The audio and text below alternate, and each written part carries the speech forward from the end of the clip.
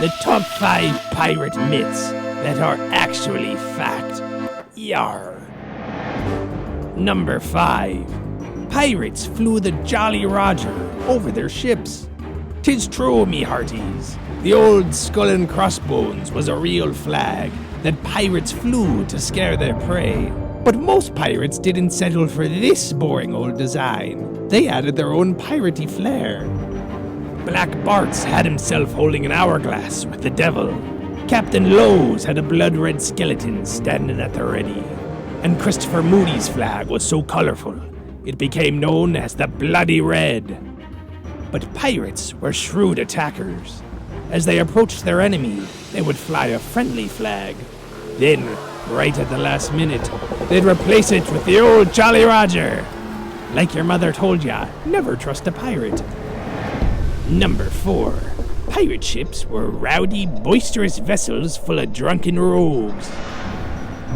When fresh water was a rare commodity and rum was the drink of choice, things were bound to get a little wild. Drunk pirates need to be entertained, so many pirate ships had full-time bands to play shanties, and even had theaters on board to entertain the men. In a famous example of just how rowdy these ships could get, the crew aboard the ship Wida had staged a play about a mock pirate trial.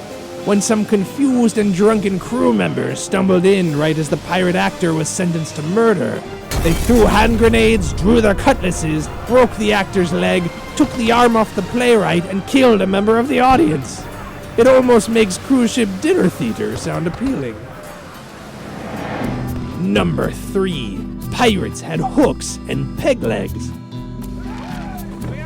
Pirating was a nasty bit of business, and the promise of treasure was worth the risk of losing a hand or a leg every once in a while. Pirates unlucky enough to lose a limb would be able to choose a prosthetic replacement, which did indeed include wooden peg legs or a hook. But the average rum-drinking pirate probably would have decided to just tough it out, since hooks and peg legs were an expensive commodity. Some might even say they cost an arm and a leg. Hardy, hardy, hardy, hardy. Number 2. Pirates would maroon crew members on deserted islands. Once in a while, a pirate aboard a pirate ship would prove himself so unpopular with the crew that they literally couldn't stand the sight of him anymore. The crew could vote to maroon him. They would find a barren patch of island in the middle of nowhere and drop off the offending pirate for a permanent vacation. The captain was usually kind enough to provide the marooned sailor with a pistol to end his suffering quickly. But not every marooned pirate accepted his fate so easily. Edward England fashioned himself a raft and sailed it to Madagascar. And the number 1 myth that's actually fact: the pirate's code.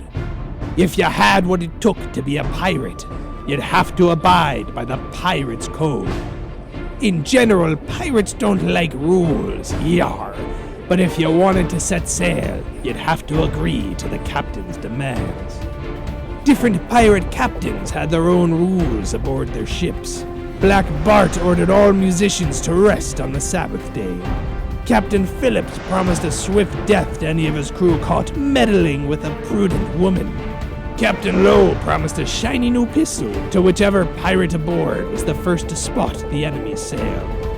But the most well-known code was that drawn up by the Brethren of the Coast, a group of nasty pirates sailing out of Tortuga, whose pirate code was known far and wide. The underlying law of their code was no prey, no pay. 'Twas a rule true for all pirates. If you didn't get the booty, you wouldn't get paid. Those pirates weren't as dumb as they seemed.